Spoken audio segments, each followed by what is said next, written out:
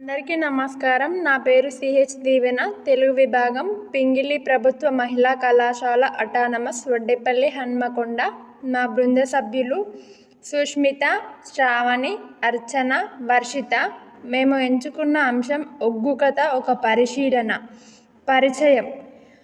ఒగ్గు కథ అనేది హిందూ దేవతలైన మల్లన్న, బీరప్ప మరియు ఎల్లమ్మ కథలను చెప్పడం, స్తుతించడం. ఇది తెలంగాణలో జానపద కళ. ఒగ్గు కథ గొల్ల మరియు కురుమ వర్గాలలో ఉద్భవించింది. వారు తమ కులపురుషుడు బీరప్ప కథ చెప్పేందుకు ఎంచుకున్న రూపమే ఒగ్గు కథ. ఇది కేవలం కథ మాత్రమే కాదు, గానం, నృత్యం, నాటక మిశ్రమంతో కూడిన సమాహార కళ.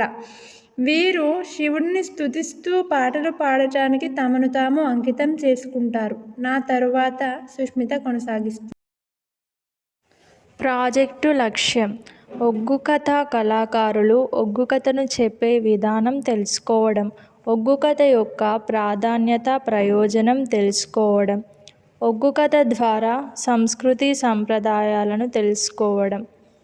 ప్రాజెక్టు ప్రయోజనం: ఒగ్గు కథల ద్వారా జానపద సంస్కృతి తెలియజేయడం, ఒగ్గు కథల గురించి సమాజానికి తెలియజేయడం, ఒగ్గు కథ యొక్క చరిత్రను, ప్రాధాన్యతను తెలియజేయడం, ఒగ్గు కథ కథా కళాకారుల జీవన విధానం తెలియజేయడం, తద్వారా సంస్కృతి సాంప్రదాయాలను భావితరాలకు అందించడం. ఒగ్గు కథ చరిత్ర. ఒగ్గు కథ జానపద కళారూపం. ఒగ్గు అంటే శివుని చేతిలో ఉండే డమరుకమని అర్థం. ఒగ్గు అనే పదానికి జగ్గు, జగ్గు అని నామాంతరాలున్నాయి. శివుని డమరుకం నుంచి మహేశ్వర సూత్రాలు ఉద్భవించాయని, దానికి కారణమైన డమరుకానికి ఒగ్గు అని పేరు పెట్టి పూజార్హత కల్పించిన కళారూపం ఒగ్గు కథ. ఈ కథ చెప్పే కళాకారులు గొల్ల కురుమలు. వీరు చెప్పే కథలు ఎల్లమ్మ మరియు బీరప్ప కథలు. దీనిలో 2 లేక 3కి మించి కళాకారులు ఉంటారు.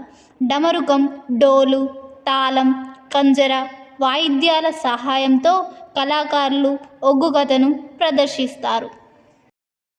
ఒగ్గు కథ పుట్టుక: శివుని తొలి చెమట నుంచి బీరయ్య, మలి చెమట నుంచి మల్లన్న పుట్టారని, ఎల్లమ్మ శివుని కూతురని ఆయా కథల్లో వివరిస్తుంటారు.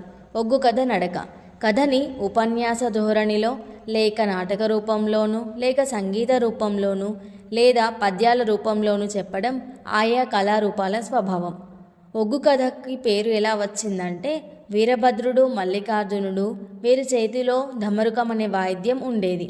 చుక్కా సత్తయ్య గారి పెద్దలు 200 సంవత్సరాల క్రితం మల్లికార్జునుడు ఇచ్చినటువంటి గొర్రెలను కాచుకుంటూ ఈ జగ్గు పైన అడవుల్లో చెట్ల కింద ఒగ్గు కథలు చెప్పేవారట.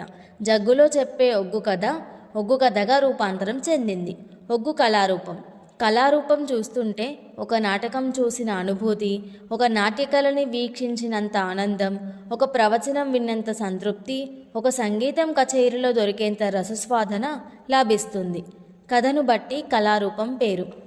ఈ కథ గాన కళారూపాల పేర్లు ఆ కథను చెప్పేవారి కులాలను బట్టి, కథ చెప్పే సమయంలో ఉపయోగించే సహకార వాయిద్యాలను బట్టి, కథా వస్తువును బట్టి వచ్చాయి. ఒగ్గు కథ ఆశురచన: ఒగ్గు కళాకారులు ఆశురచన నైపుణ్యం కూడా కలిగి ఉంటారు. యతిప్రాసలు తప్పకుండా మాత్రా ఛందస్సులో కథ సందర్భానికి తగిన విధంగా పాటలు అల్లుతారు. మూల కథకి ఏమాత్రం భంగం కలగకుండా వీటిని జోడిస్తారు. అప్పుడప్పుడు హాస్యపు సంఘటనల్ని కూడా శ్రోతలు ఉత్సాహం కల్పించడం కోసం సృష్టిస్తారు. నా తర్వాతి అంశాన్ని వర్షిత కొనసాగిస్తుంది. ముగింపు: మేము ఈ అంశాన్ని పరిశోధన అంశంగా ఎంచుకోవడానికి ప్రధాన కారణం, ఒగ్గు కథ ఒక ప్రత్యేకమైన పురాతనమైన జానపద కళారూపం. ఇది అంతరించిపోయే ప్రమాదం ఉంది కాబట్టి మేము ఈ అంశాన్ని మా పరిశోధన అంశంగా ఎంచుకోవడం జరిగింది.